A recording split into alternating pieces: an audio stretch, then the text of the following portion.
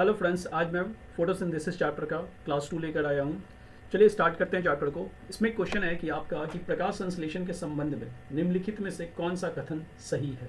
ठीक है, which of the following statement about photosynthesis is correct. अब यहाँ पर देखिए क्वेश्चन है कि आपका क्या क्या सही है पूछा है। तो यहाँ से स्टार्ट करते हैं कि इसमें CO2 का कोई उपयोग नहीं हो सकता है।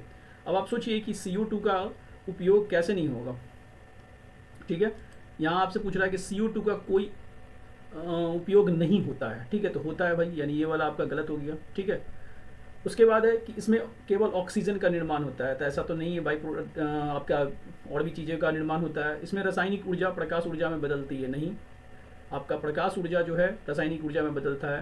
तो यहाँ कथन में आपसे सही पूछा है, तो सही का हो जाएगा आपका कि इसमें प्रकाश ऊर्जा रासायनिक ऊर्जा में बदलती है। अगला क्वेश्चन है कि पृथ्वी पर कुल प्रकाश संश्लेषण का लगभग कितना भाग जलीय पौधे एवं शैवालों द्वारा किए जाने का उल्लेख है। तो आपको पता होना चाहिएगा कि जितने भी एक्वेटिक है, ठीक है, एक्वेटिक आपके जो प्लांट होते हैं, ठीक है, प्लांट होते हैं और एल्गी होते हैं, उनका 90% भाग जो है, पूरी पृथ्वी का 90% भाग जो फोटोसिंथेसिस क्रिएट करता है वो आपका जो जलीय पौधे एवं शैवाल करते हैं। ठीक है, अगले क्वेश्चन में आते हैं हम लोग कि दिए गए विवरण के अनुसार पृथ्वी के कुल प्रकाश संश्लेषण में समुद्री पारितंत्र का लगभग कितना योगदान है। तो देखिए आपसे क्वेश्चन पूछा है कि what percentage of total photosynthesis is contributed bye marine ecosystem. ठीक है, तो देखिएगा मैरीन इकोसिस्टम में जो फोटोसिंथेसिस होती है वो आपकी करीब करीब 85% के बराबर होती है। ठीक है, अगला क्वेश्चन में आते हैं हम लोग कि नदी तालाब, ठीक है, यानी कि आपसे रिवर और पॉन्ड के बारे में पूछ रहा है और इसमें पूछ रहा है कि कुल प्रकाश संश्लेषण में लगभग कितना योगदान बताया गया है।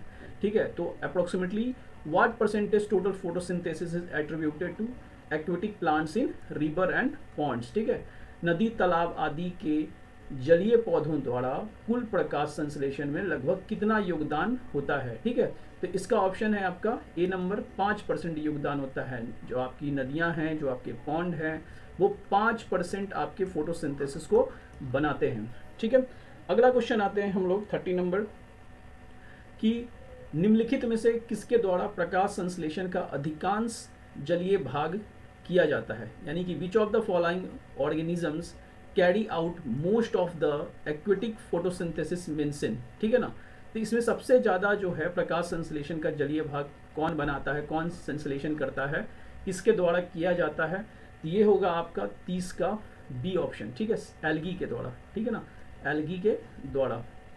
ये हमने अभी पीछे ही बता दिया था कि एल्गी और जितने भी एक्वेटिक जो प्लांट है, ठीक है ना, वो प्रकाश संश्लेषण का 90%, फोटोसिंथेसिस का 90% यहीं से बनता है।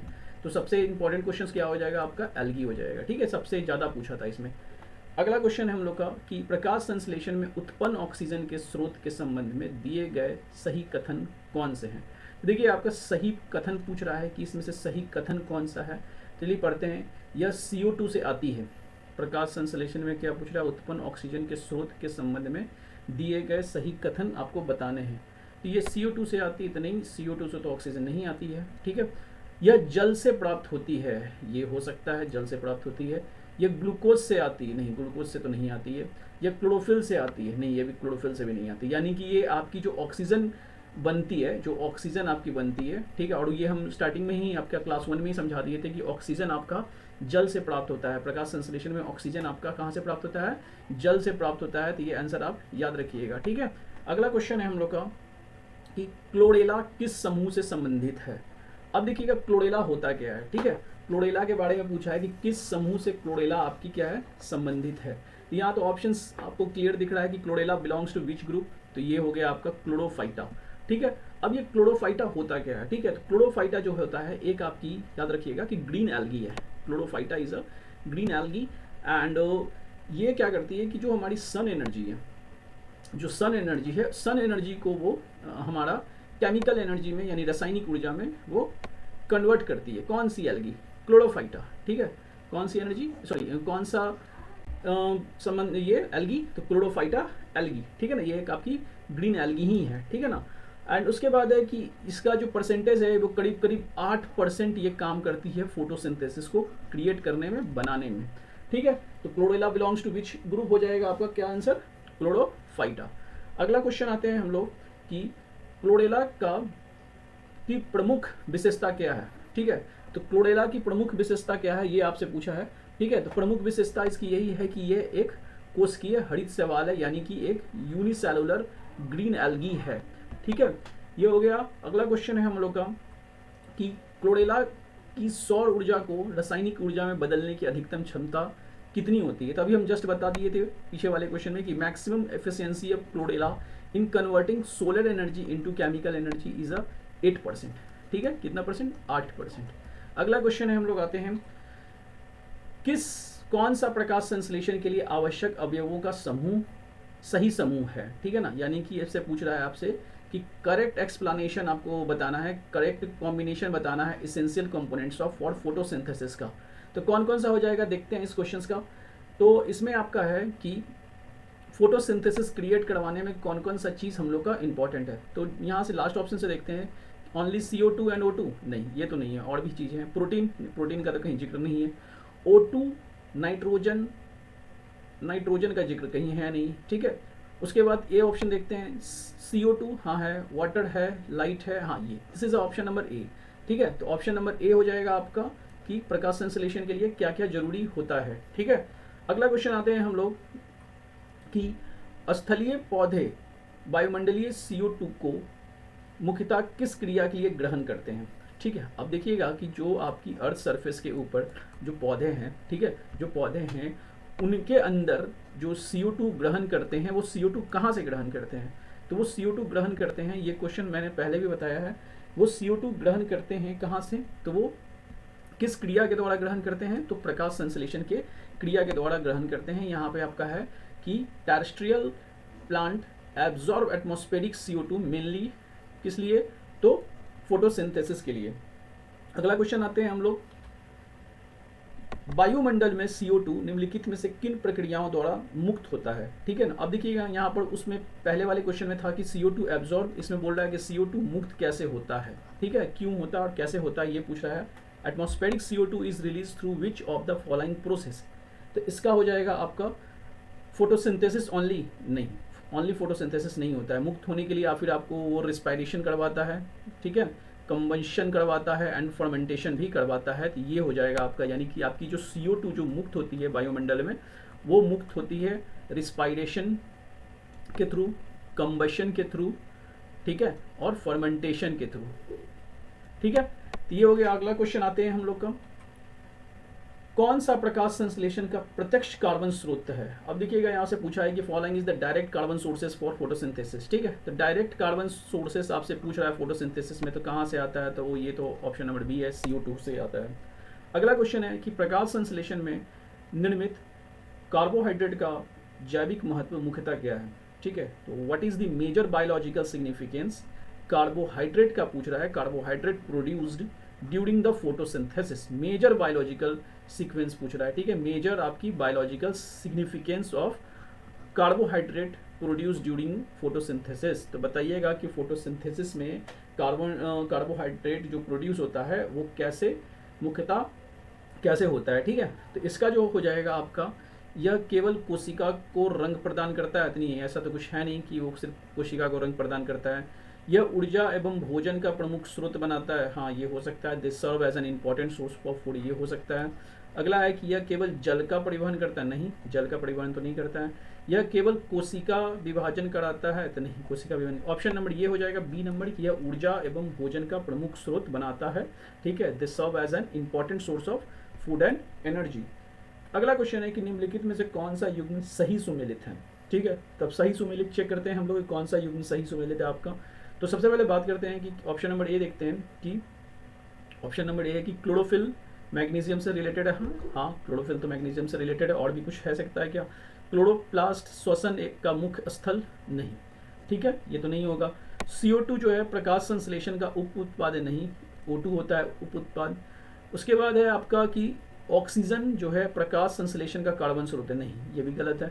तो आपका यही ऑप्शन सही है, ए नंबर ऑप्शन हो जाएगा आपका कि क्लोरोफिल जो है आपकी मैग्नीशियम प्रोड्यूस करती है।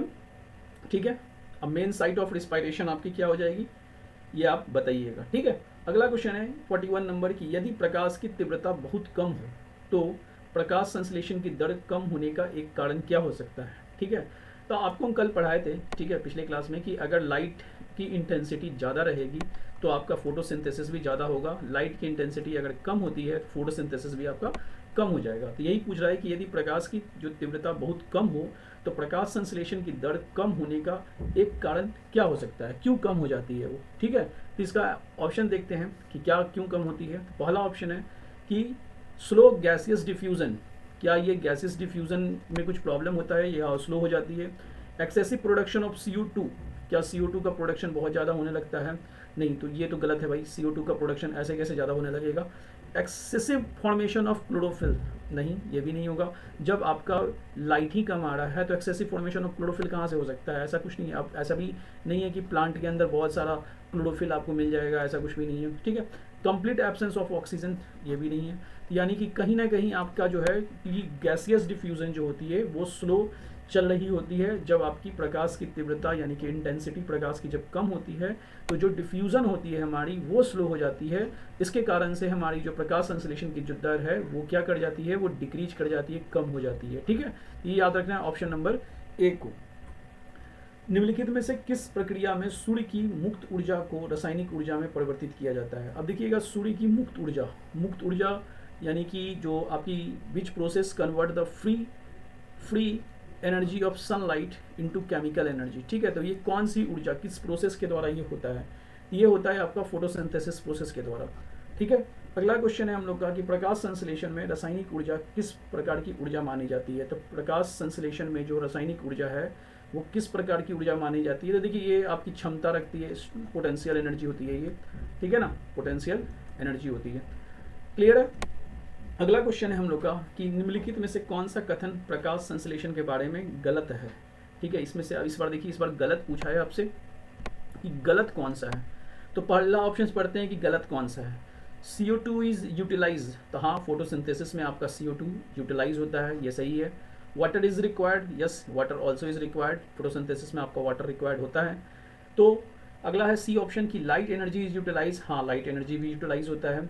डी ऑप्शन है कि oxygen act as the carbon sources, नहीं, ये गलत है। ऑक्सीजन कैसे एक्ट कर सकता है कि आपका वो कार्बन सोर्सेस के लिए, तो आपसे इनकरेक्ट पूछा है यानी निगेटिव पूछा है, निगेटिव का आंसर क्या हो जाएगा, निगेटिव हो जाएगा, यानी कि ऑप्शन नंबर डी आपका सही है। ठीक है, अगला है कि कौन सा क्रम प्रकाश संश्लेषण की मूल प्रक्रिया को सही रूप से दर्शाता है। ठीक है, अब प्रकाश संश्लेषण की प्रक्रिया को सही रूप से दर्शाने के लिए कौन सा आपका ऑप्शन इसमें आपका सही है, ये पूछ रहा है। ठीक है, तो हम लोग स्टार्ट करते हैं कि CO2 होता है, H2O होता है, जल होता है, लाइट होता है। ठीक है, वो बाई प्रोडक्ट के रूप में आपका कार्बोहाइड्रेट बनाता है, O2 बनाता है, ये सही हो सकता है। ठीक है, देख लेते हैं और कोई ऑप्शन तो नहीं है। O2 और H2O, नहीं, ये तो होगा ही नहीं, O2 और H2O नहीं होता है, और CO2 रिलीज करेगा, हो ही नहीं सकता है। ऑप्शन नंबर बी गलत है आपका, CO2 प्लस O2। ठीक है ना, O2 नहीं, O2 तो बाई प्रोडक्ट होता है, ठीक है, वो निकालता है बाहर, H2O पानी थोड़ी निकलता है, यानी ऑप्शन नंबर सी आपका गलत हो जाएगा। Carbohydrate plus O2, CO2 release होता ही नहीं है, तो ये भी गलत है, यानी ऑप्शन नंबर ए आपका सही हो जाएगा। ठीक है, ऑप्शन नंबर ए आपका सही हो जाएगा।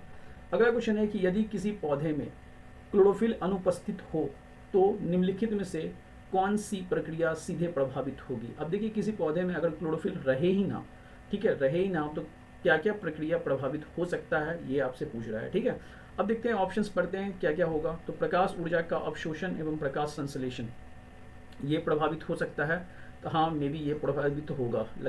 उसके बाद है केवल जल का परिवहन। ठीक है, तो केवल जल का परिवहन, ओनली वाटर ट्रांसपोर्ट, यदि किसी पौधे में क्लोरोफिल अनुपस्थित हो तो निम्नलिखित में से कौन सी प्रक्रिया सीधे प्रभावित होगी। नहीं, ऐसा देखिए, सीधा प्रभावित कहने का मतलब हो गया, क्वेश्चन समझिए, ये बोल रहा है कि एकदम इसके कारण से वो काम होगा ही नहीं। ठीक है ना, तो केवल जल का परिवहन तो वैसे भी आप रात रुत में अगर पानी वानी डालते हैं तो परिवहन तो होता ही है। ठीक है, ये तो होगा नहीं ऑप्शन में, मतलब ये आपका नहीं होगा, जो आपका ज़्यादा सूटेबल आंसर है उसमें आपका बी नहीं होगा। केवल खनिजों का अवशोषण होते रहता है, इसमें कोई दिक्कत नहीं है, बीज निर्माण भी चलेगी। ठीक है, तो क्या नहीं होगा, कौन प्रभावित कर देगा, डायरेक्टली इफेक्टेड करेगा, तो देखिएगा ये है कि आपकी प्रकाश ऊर्जा का अवशोषण एवं प्रकाश संश्लेषण। अब सोचिए कि आपकी क्लोरोफिल है, प्लांट ये पत्ती है, अगर क्लोरोफिल ही इसमें नहीं रहेगा तो आपका जब क्लोरोफिल नहीं रहेगा तो जो लाइट एनर्जी है वो कैसे एब्जॉर्ब होगी, आप ही सोचिए कैसे एब्जॉर्ब होगी। और जब वो एब्जॉर्ब नहीं होगी तो फोटोसिंथेसिस कैसे होगा, कैसे होगा फोटोसिंथेसिस। तो ये ऑप्शन नंबर ज़्यादा सूटेबल हो गया एंड ए के साथ हम लोग जा सकते हैं। ठीक है, अगला क्वेश्चन है कि निम्नलिखित में से कौन सा प्रकाश संश्लेषण के 2 चरणों को सही क्रम में दिखाता है। ठीक है, तो देखिएगा प्रकाश संश्लेषण का ये हम बता देते हैं आपको पहले कि प्रकाश संश्लेषण का 2 चरण होता है। ठीक है, पहला चरण है कि लाइट पे वो डिपेंड करती है। पहला चरण शुरू में कि आपको एनर्जी चाहिए, लाइट चाहिए, बिना लाइट का कुछ होगा नहीं। और दूसरा चरण है आपका कि लाइट पे वो इंडिपेंडेंट रिएक्शन करवाती है, जब उसको हर चीज़ मिल गया तो फिर उसका कोई मतलब नहीं रहता है। ठीक है ना, इसलिए ये ऑप्शन नंबर ए आपका सही है कि प्रकाश निर्भर अभिक्रियाएं और प्रकाश स्वतंत्र अभिक्रियाएं ये दोनों चरण प्रकाश संश्लेषण के लिए सही है। ठीक है, अगला है, और क्योंकि देखिए ऑप्शन अगर डी देखिएगा तो डी में फर्मेंटेशन है। ठीक है ना, डी में फर्मेंटेशन है, ये तो होगा नहीं। रिस्पायरेशन होता है आपका, लाइट डिपेंडेंट नहीं, ये भी नहीं होगा। Light dependent reaction, light independent reaction नहीं, पहले इंडिपेंडेंट कैसे हो सकता है, पहले तो डिपेंडेंट है, लाइट के साथ वो डिपेंडेंट होता है। ठीक है ना, लाइट के साथ वो डिपेंडेंट होता है, इसलिए ऑप्शन नंबर ए आपका सही हो जाएगा। प्रकाश संश्लेषण के दौरान बनने वाले कार्बोहाइड्रेट में संचित ऊर्जा का अंतिम स्रोत क्या है। तो अंतिम स्रोत तो हम ऑलरेडी बता चुके हैं पहले कि भाई आपका बाई प्रोडक्ट के रूप में एटमॉस्फेरिक ऑक्सीजन बनाता है। ठीक है, अगला क्वेश्चन है कि कौन सा कथन क्लोरोप्लास्ट के संबंध में सही है। ठीक है, कौन सा कथन क्लोरोप्लास्ट के संबंध में सही है पूछ रहा है। तो देखिए इसमें क्लोरोफिल पाया जाता है, हाँ ये भी सही है, क्लोरोफिल तो पाया जाता है आपका। ठीक है, क्लोरोफिल तो पाया जाता है। यह केवल जंतु कोशिकाओं में पाया जाता है, नहीं नहीं नहीं, जंतु कोशिका में नहीं पाया जाता है। इसका प्रकाश संश्लेषण से कोई संबंध नहीं है, संबंध है भाई, यानी ये भी गलत है। यह केवल डीएनए संश्लेषण करवाता है, डीएनए संश्लेषण तो करवाता ही नहीं है, यानी ऑप्शन नंबर ए आपका सही हो जाएगा कि दे कंटेन क्लोरोफिल। ठीक है ना, किसमें, क्लोरोप्लास्ट का स्टेटमेंट जो करेक्ट होगा वो। अगला क्वेश्चन है कि प्रकाश संश्लेषण के संदर्भ में निम्नलिखित कथनों पर विचार कीजिए। ठीक है, प्रकाश संश्लेषण के संदर्भ में निम्नलिखित जो 3 कथन दिए गए हैं उस पर विचार कीजिए और उसका आंसर बताइए कि सही कौन सा है। ठीक है, आपसे सही पूछ रहा है, सही कौन सा है। तो CO2 कार्बोहाइड्रेट निर्माण में प्रयुक्त होती है। ठीक है, CO2 कार्बोहाइड्रेट निर्माण में आपकी प्रयुक्त होती है। तो आपको हम अभी पीछे दिखाए थे कि CO2 plus H2O equal to आपका कार्बोहाइड्रेट प्लस ऑक्सीजन था। तो आप देखिएगा कि हाँ कार्बोहाइड्रेट के में बनने के लिए CO2 आपकी होती है, यानी ऑप्शन नंबर जो ए है आपका वो सही है। अगला पढ़ते हैं कि सेकंड नंबर की जल प्रकाश संश्लेषण के लिए आवश्यक है, हाँ सही है आपका। वाटर जो है, water is necessary for photosynthesis, option number 2 भी सही है, ऑप्शन 1 भी सही है। Chlorophyll play an important role in absorbing light energy, हाँ अभी जस्ट हम पीछे बताएं इसको, यानी ऑप्शन नंबर इसका 1 2 3 कहाँ पे है, ये रहा। और ऑप्शन नंबर सी आपका क्या हो जाएगा, सही हो जाएगा। ठीक है, तो इतना ही क्वेश्चन था प्रकाश संश्लेषण से। कुछ क्वेश्चंस जो हायर क्लास के हैं, जो 11th एंड 12th में आपका जैसे बड़े एग्जाम AADO वगैरह में पूछ दिया गया था, वो क्वेश्चंस भी हम कोशिश करेंगे कि प्रकाश संश्लेषण का करवा दें। एंड अभी के लिए इतना ही, मिलते हैं नेक्स्ट वीडियो में नए चैप्टर के साथ। जय हिंद।